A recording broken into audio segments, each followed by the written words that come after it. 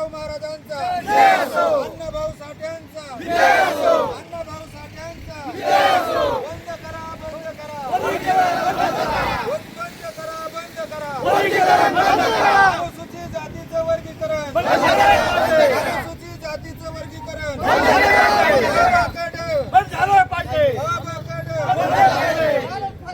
झालंच पाहिजे। गेल्या 75 वर्षापासून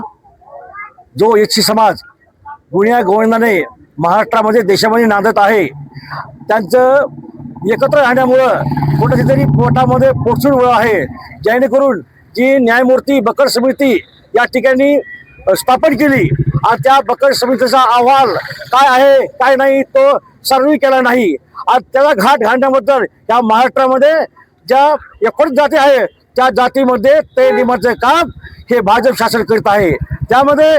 भारत देशामध्ये महाराष्ट्रामध्ये 510 जाती आहेत महाराष्ट्रामध्ये, त्यापैकी फक्त बौद्ध समाजाला या ठिकाणी टार्गेट केलं जात आहे, जेणेकरून त्या 19 जाती आहे या जातीमध्ये ते निर्माण व्हावं, यांच्या अनेकचा फायदा आपण निवडणुकीत घ्यावं याबद्दल या ठिकाणी आपण लिंबागत या ठिकाणी आपण हा कार्य आयोजित केलेला आहे। त्याच अनुषंगानं आज बीड जिल्हा परिषद आवारामध्ये जाणूनपूर्वक महापुरुषाचे पुतळे हे लहान आणि नेत्याचे पुतळे मोठे